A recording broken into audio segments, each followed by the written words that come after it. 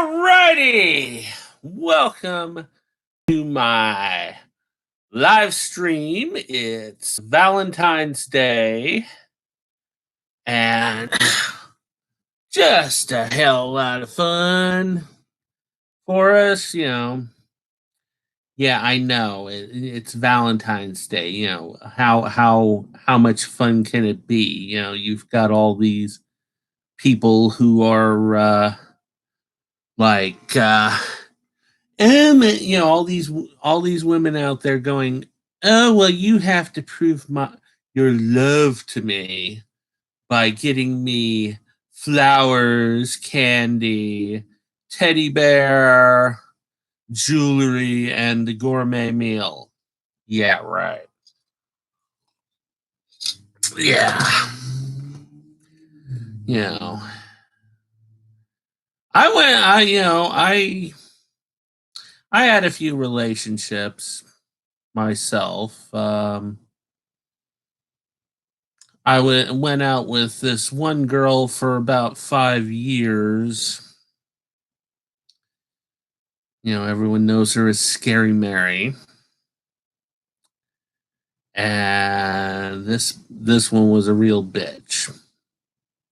First Valentine's Day we had together. The weekend before Valentine's Day, I had went over to her place and helped her clean her apartment because she was thinking about getting a roommate because of the fact that it was getting so damned expensive, to live by herself since her mom died. So I cleaned up the house. I cleaned up the place for her, and while I was cleaning, I found a Valentine's Day card. She had hidden it. And it was this absolutely beautiful Valentine's Day card. Brand new, fresh from Hallmark and that. Absolutely beautiful Valentine's Day card. Well, what ended up happening is Valentine's Day came, not to be bad.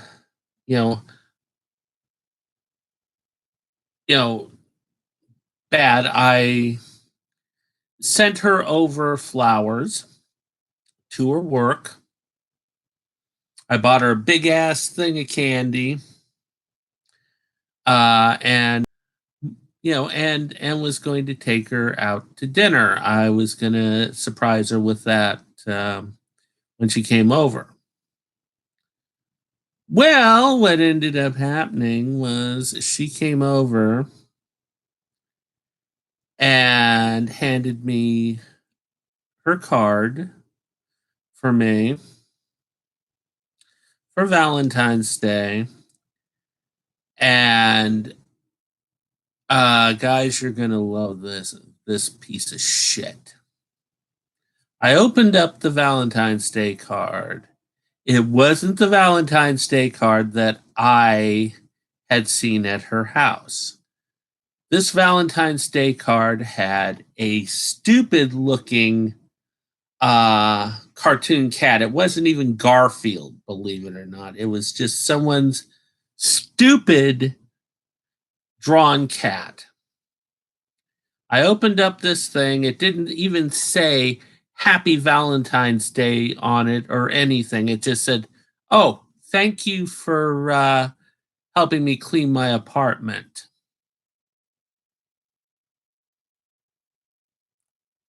Yeah. First Valentine's Day as a couple, and she drops that on me.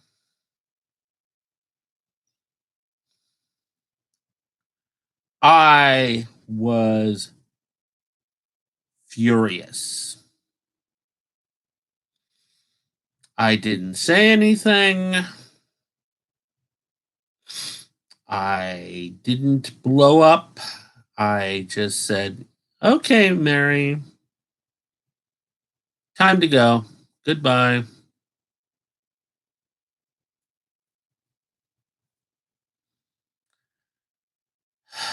She left and she goes, oh, well, have a nice Valentine's Day. I love the flowers. Mm. Oh. Anyways, a couple days later, she comes back and she's going, oh, well, I kind of realized that you weren't pleased with my present. And I looked at her and I said, excuse me? You couldn't even say Happy Valentine's Day on the fucking thing.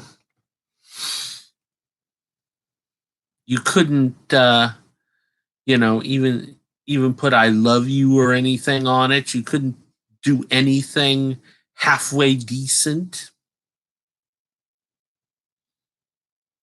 She said, well, I've got something for you. And she gave me this big old thing of chocolate hearts and gave me another Valentine's Day card.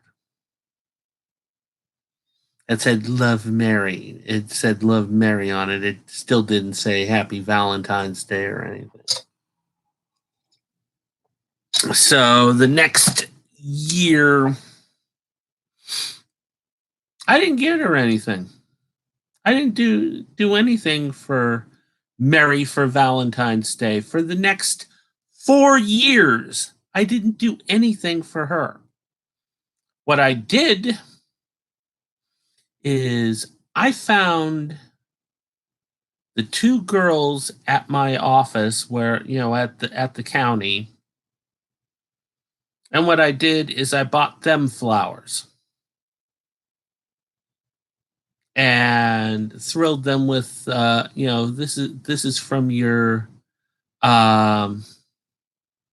hidden admirer, and just left it at that. And these girls went nuts. Of course, their boyfriends didn't do anything for them for Valentine's Day or anything. So, I'd spend about $100 a year for 4 years. I did that until I broke up with Mary.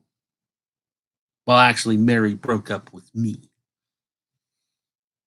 When she went and married Richard Ramirez's nephew or cousin or whatever. I don't know what his relationship was, but he was supposedly related to Richard Ramirez.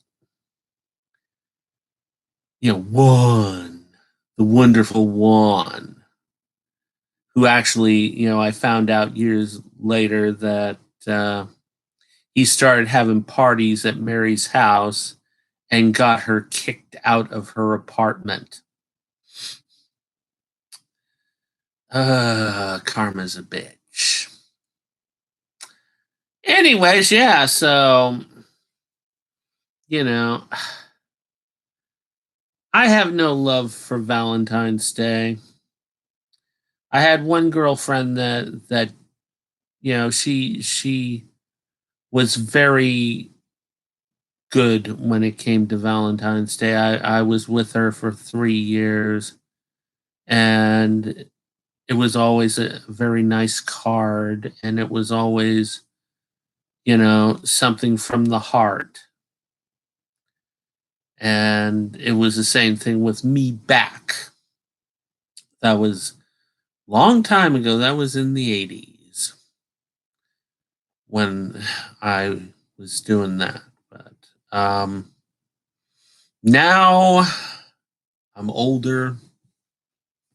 I'm a lot wiser, and I know so much about this shit, and I know what it can do to relationships, and I know how people are. I mean, it's kind of ridiculous that now women sit there and think that, oh, well, now it's his, now he has to prove to me that he loves me. He's got to open up his wallet and show me how much he loves me by emptying it for me. It's a lot of greediness, and it's a lot of it's you know but that's the thing. I mean, you look at how Valentine's Day got started, because I bet you guys don't know how it's got started. It got started in the 1950s with the candy companies.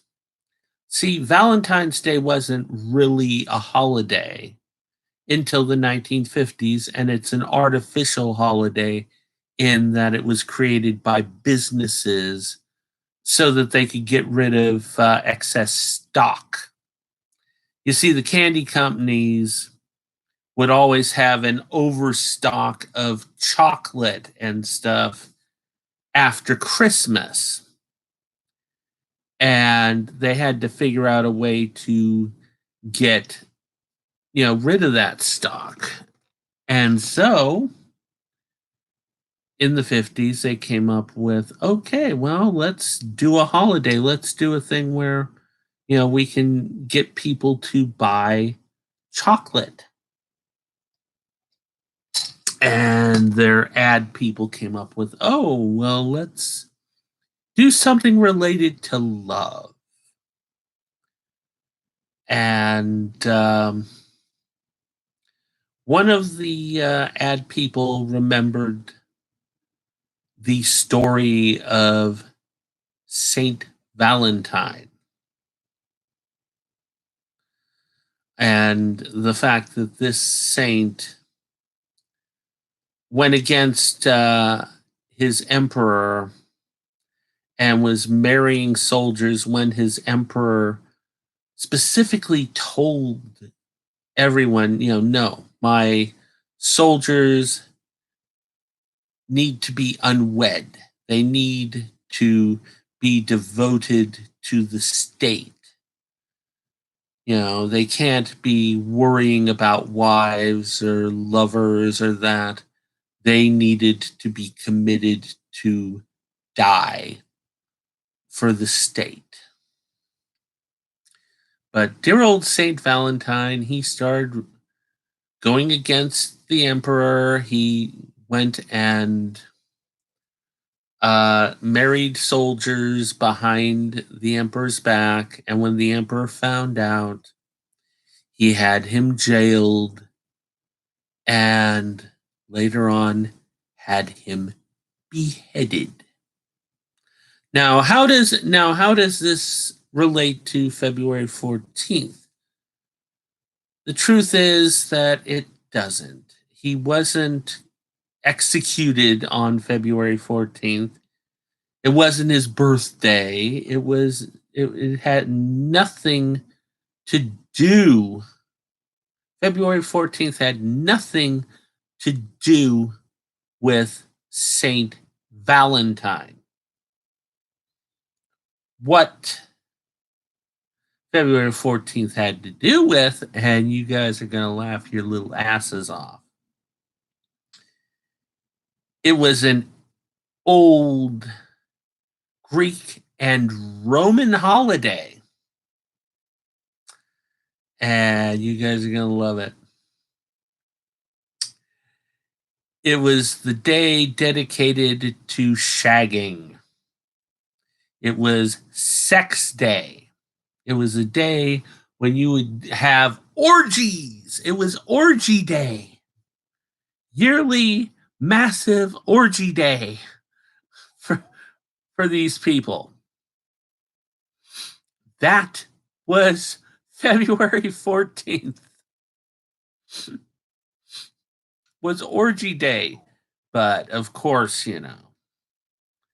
the candy people didn't want to sit there and say, "Okay, well, uh, get your sweetheart a box of chocolate on orgy day."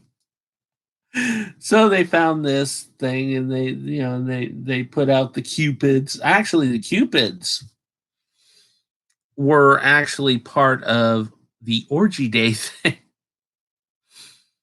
because they always had these paintings of these cherubs that were flying over the orgies.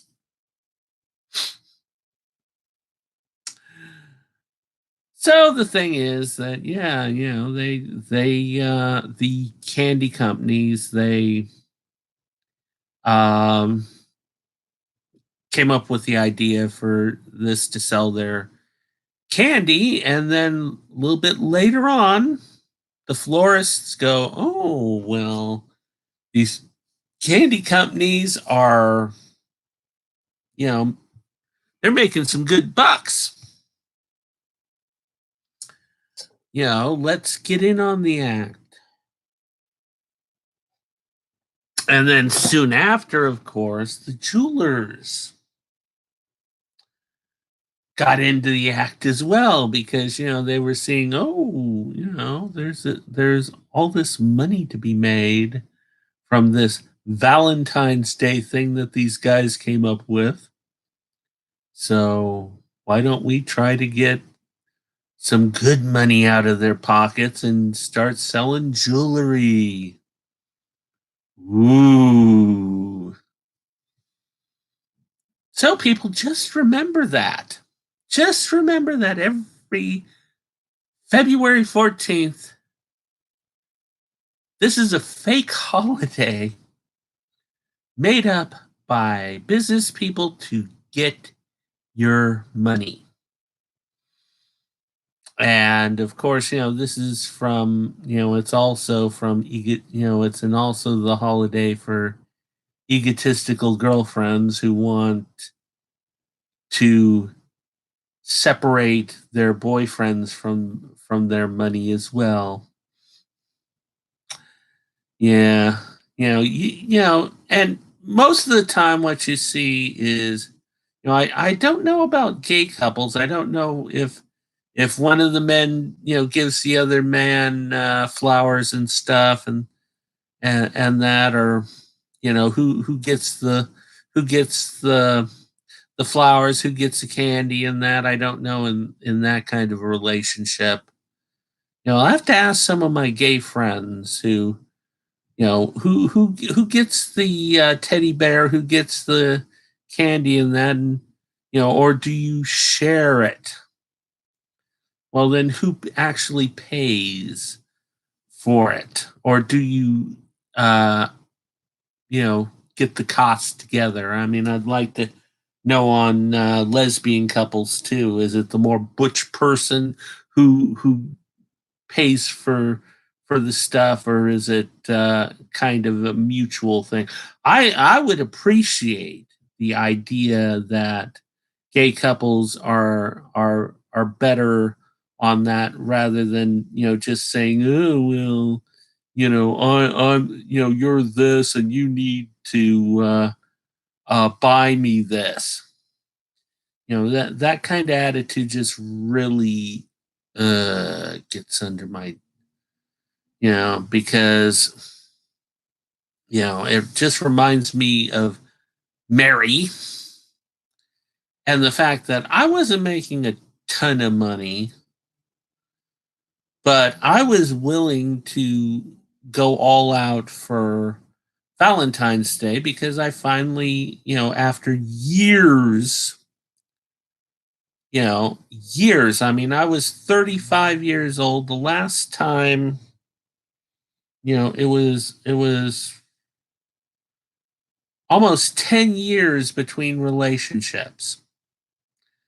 And I was just, I was wanting to have a lovely Valentine's Day because I'd felt like crap every year of that 10 years, not having my girlfriend in that, she disappeared on me, found out she ended up marrying another guy. God, I love that shit. Anyways, yeah, it's not fun. But, just imagine here, guys, if we could reverse this. If one year we could reverse Valentine's Day and say, okay, ladies, it's men's turn for you to prove your love for your man. Prove it by emptying your purse and giving your man his Valentine's Day. You could imagine that one.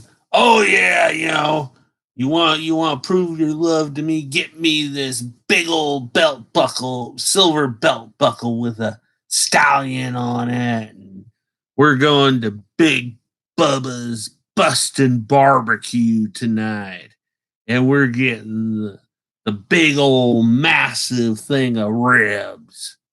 That's my Valentine's Day.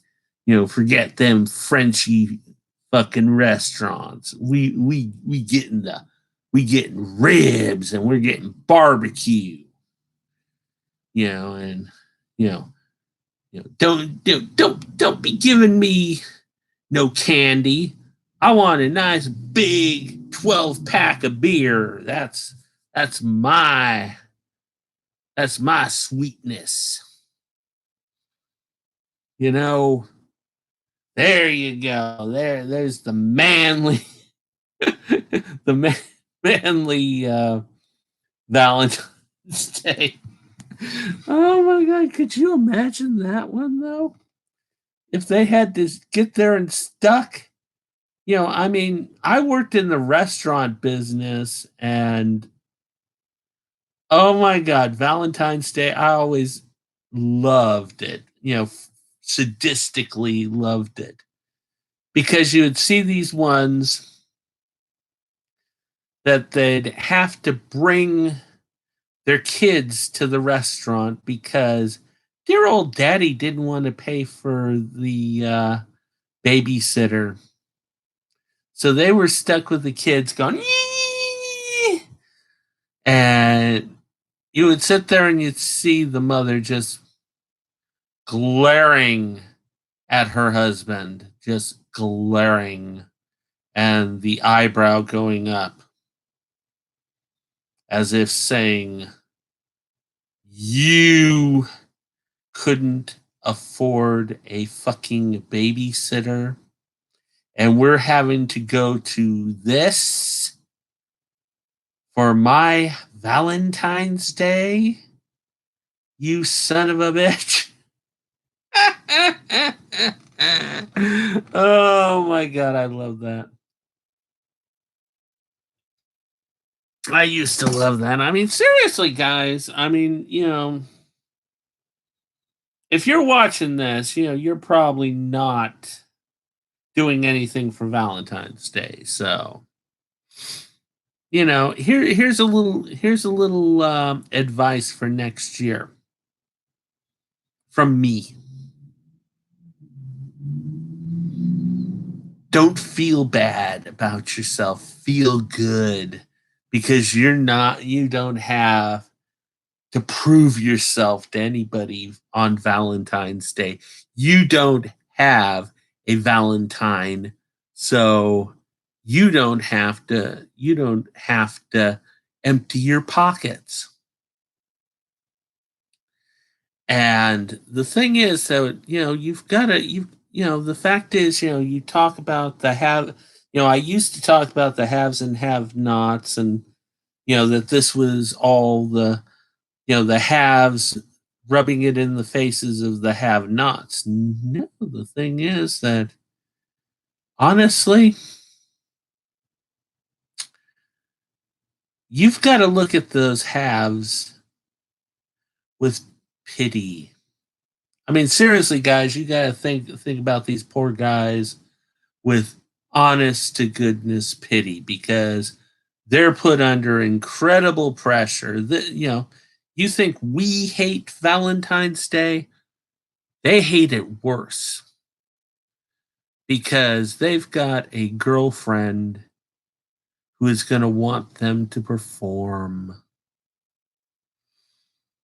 They're going to have to give up all their money. They're going to have to empty their wallet. They're going to have to spend 50, 60 bucks on flowers, spend about $20 on candy, spend about $15 to $20 on a teddy bear, and then probably spend about $120 on dinner.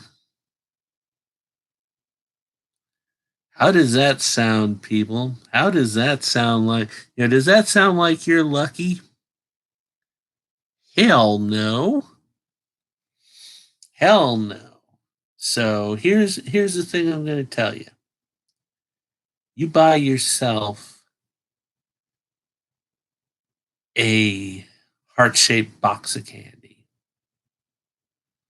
and you go out to your favorite restaurant, be it pizza place, barbecue place, or whatever. You go there by yourself and you enjoy your food. And while you're enjoying your food, look around you. Look around you at the couples. And think about how the males in the room think and how the females in the room think. And you will be in for a ton of entertainment. Seriously, a ton of fucking entertainment. Last few years, I mean, I've when I worked at the restaurant, I no longer work at the restaurant. That's why I'm able to grow this beard now. I won't go into the reason why. I wasn't fired. Actually, I quit. It had financial reasons, and I'm not going to go into it. But anyways, or I wouldn't have been here today. I would have been at the restaurant tonight. But anyways, yeah, you after when I go in on Valentine's Day to the restaurant, I'd hear the women in there saying, "Oh well, my boyfriend took me out on a for lunch today because I had to work tonight, and I wasn't very happy with him. He was supposed to prove his love to me, and he didn't do very good. He took me to McDonald's or for lunch. What man takes his girlfriend on Valentine's Day to McDonald's? Probably somebody who works a minimum wage job there, sister. Person who has lots of bills, a person who, lives a real life with, with bills, and that doesn't live in the fantasy of, oh yeah, he's going to prove his love by giving up all his money to me. No. We live in the real world. We don't live in your little fantasy world where you get the big golden goose one day a year. Nope. This is a real world. This is This is Trump land now. We had zombie land. This is Trump land, where dear old Mr. Trump is fucking this uh, country up. This is about as political as I'm going to get on this. But yeah, this is Trump land. You can't expect gourmet dinner unless, of course, your boyfriend works for Oracle or Facebook and that. And he's making, $200,000 a year or something. You can't expect that out of an ordinary person. So, people do what they can. If they can get you a box of chocolates, they'll get you a box of chocolates. I mean, that guy who took his girlfriend over to McDonald's for lunch. He just wanted to be with her. He didn't care what quality the food was. He just wanted to be with his sweetheart on Valentine's Day. He probably got her a Valentine's card and he probably got her candy. And he probably did the best that he could. But dear old Sweetiekins had her expectations of getting a ton of shit. I mean, you look at my niece Brittany last year. She got her boyfriend a $300 belt for Valentine's Day. Now I do have to say that's something, because usually it's the guy who has to really put out there. But her boyfriend got her a $150 watch and he took her out to dinner. She later on bitched about the $150 watch because she bought him a $300 belt. But then I reminded her, well, how much was your dinner? Oh, it was $150. Okay, well, guess what? His Valentine's present to you was $300, the equivalent of what you got him. So you shouldn't be pissed off about it.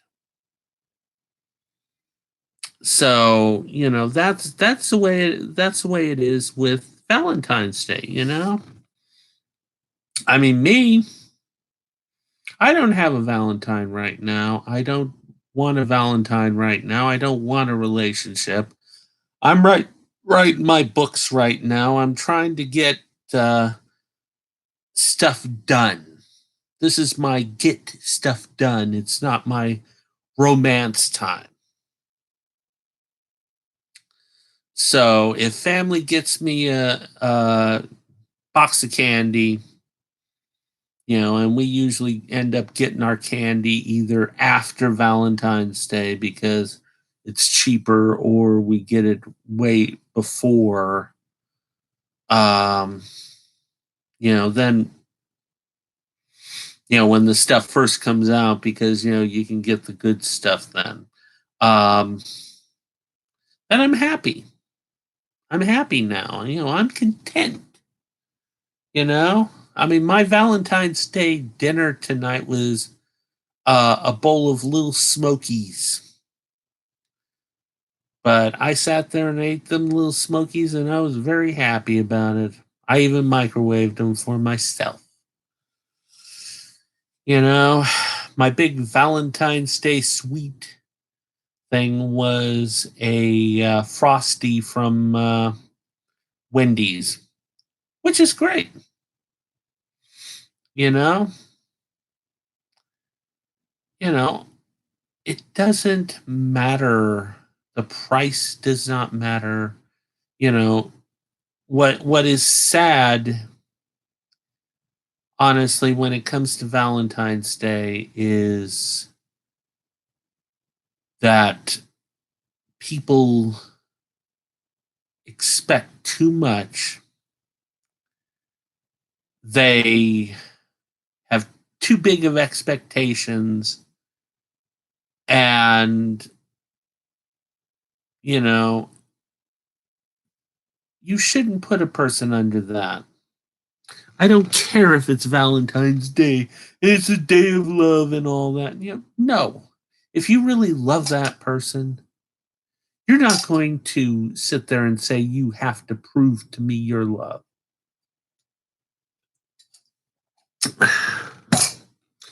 My first long-term girlfriend, she never did. She never, those words would never come out of her mouth. And I never expected that. I never would say that to any girl that I was dating, that you have to prove your love to me. I would expect a little, not having her cheat on me and stuff. That's about enough. But anyways, yeah. So Valentine's Day, what a thing. Yeesh. So, anyways, yeah. So that's my thing on Valentine's Day. Now let's get a little bit into the horror community in that. Um, I don't know if a lot of people have noticed, but it is February, and February is Women in Horror Month. Now, this year,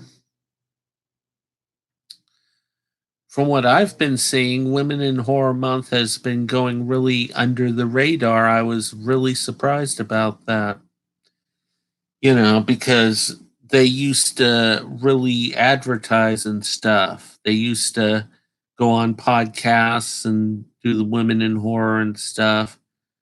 But this year, there hasn't really been anything.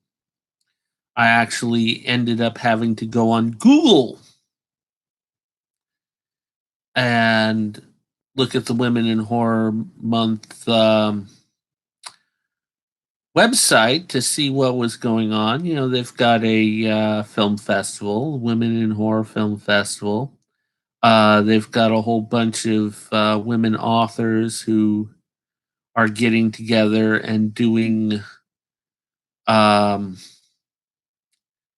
book readings all over. Female horror writers are doing book readings all over the United States, which is wonderful. I like to hear shit like that because, writers don't get enough appreciation, seriously. And, I didn't see anything on the Soska's famous blood drive. I wonder if they're even doing it this year. Because from what I was gathering, things started to kind of go bad on that. Well, the thing is, I mean, what does a blood drive have to do with giving recognition to female filmmakers or females in horror? It doesn't really do that much. So with that in mind, here on Valentine's Day, I am going to send out a couple of uh, you know accolades to a couple of ladies that I know in horror, a couple of people that you know they don't need excessive recognition because they've earned it, and that's why I'm mentioning them right now, is because they've earned their recognition. And that is, of course, Debbie Rochon, Queen of Scream Queens. Debbie is an incredible, iconic, she is a person that young women should admire, when coming into the horror community, because Debbie is a hard worker. She finished, she did her own film she directed. She's preparing for another one. She kept working in horror. She supported the horror genre. She has fought for the horror genre, all of her career. And even now, she had some really heavy duty health problems that kind of kept her down a little bit. She's finishing her first book. And, just an incredible talent. So on Women in Horror Month, I recognize Debbie Rochon. And another incredible lady. And she is also Debbie's partner in American Assholes. Their little organization between the two of them is Tiffany Shepis Treader. Tiffany is a fantastic actress. She'll do any type of role. She will put her heart into it. You don't see Tiffany Shepis, do half-ass work. You see her in a lot, in some Z-grade films, but she always puts her best game forward. I mean, seriously. Recently, I saw her in a horribly Z-grade anthology film called Zombology.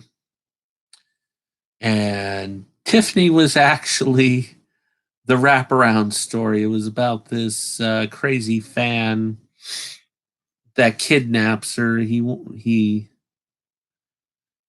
planning on killing her, cutting her up, and keeping her as a trophy. And while he's got her trapped, he tries to force her to watch these horrible zombie films. Tiffany does she does a good job on her performance, sitting there yelling at this guy, calling him names, and spitting at him and stuff, and just really going all out, as the girl in distress. And then she beats the hell out of him at the end. Good deal. But Tiffany works hard. And so I'm acknowledging her as well on Women in Horror Month. And actually, I guess I will acknowledge a couple of other female filmmakers, because they actually impressed me in 2019. Never thought I'd be saying this, but I acknowledge Jen and Sylvia Soska finally after all these years, because Jen and Sylvia just brought out Rabid. I wasn't overly enthusiastic, when I heard that they were remaking David Cronenberg's film. I figured that they didn't have the stuff to do it, but Jen and Sylvia actually put some love and work into this one, more love and work than they have in their last 4 films. And this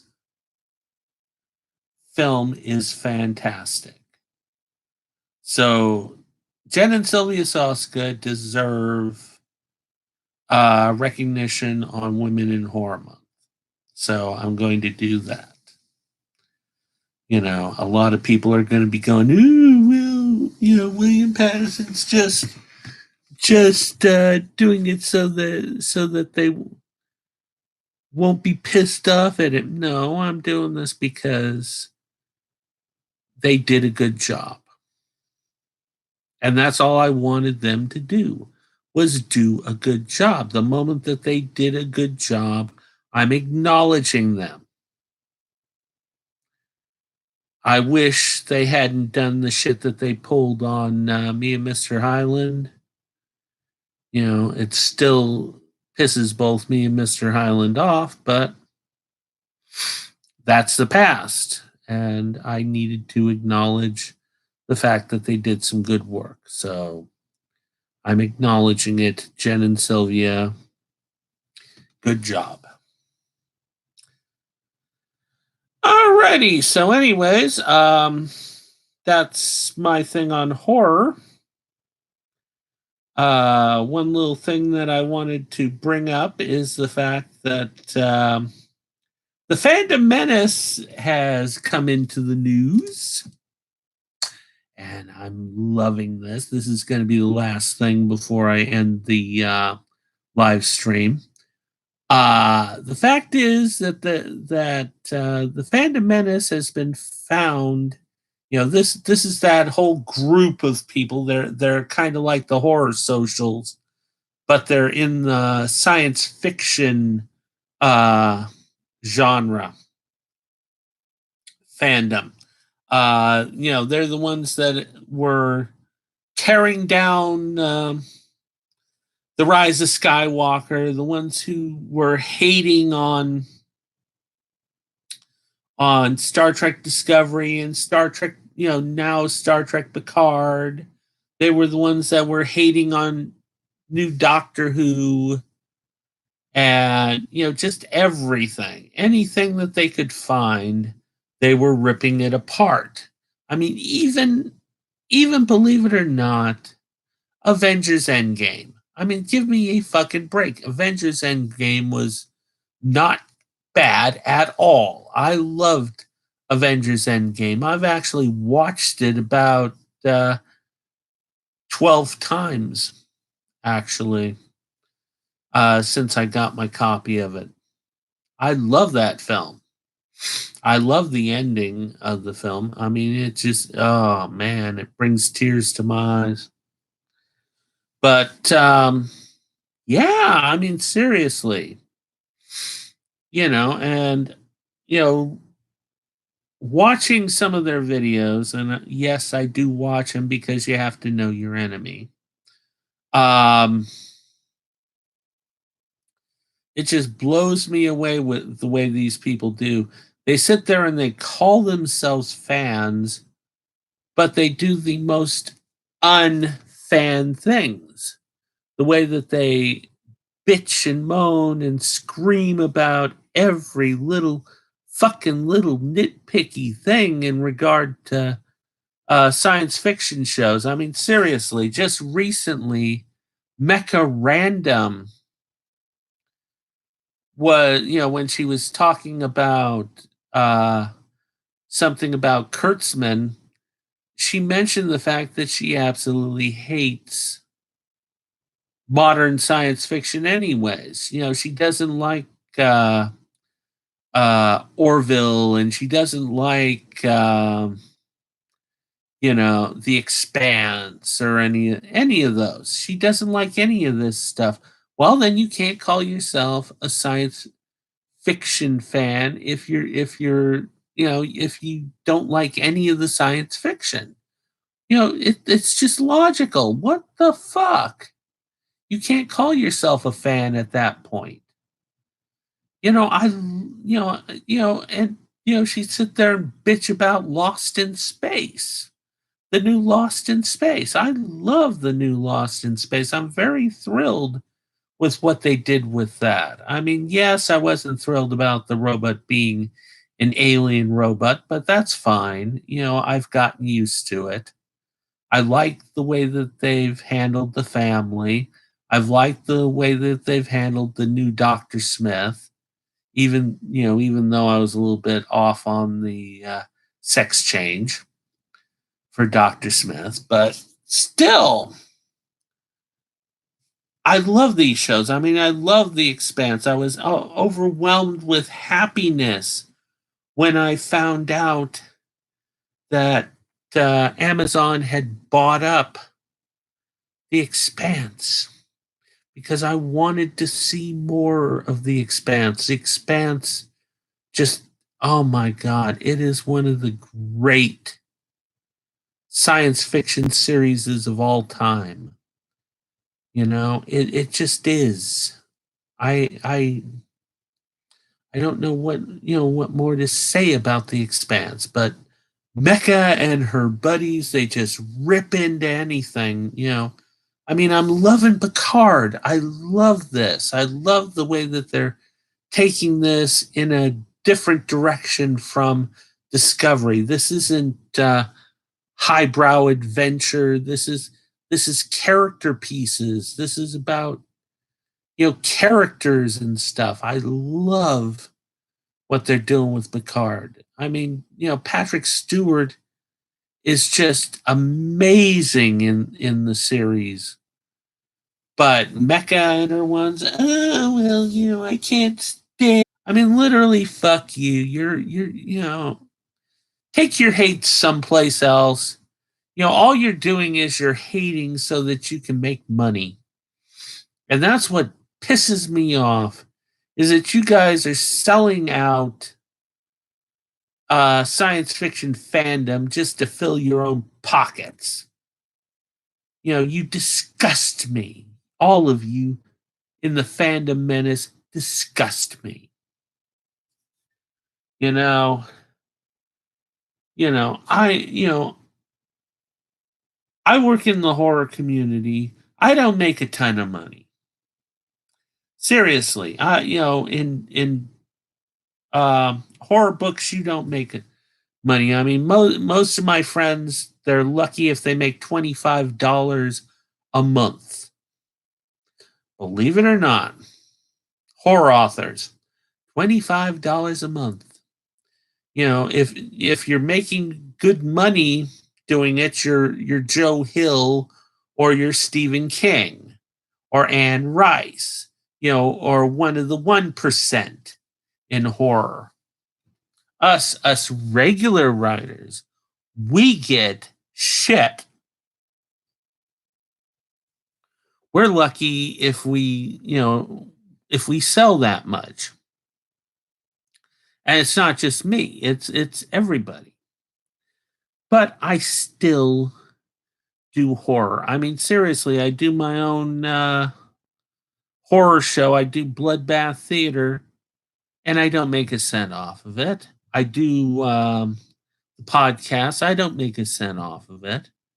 I don't make a cent off of anything that I do here on YouTube. I never went for monetization.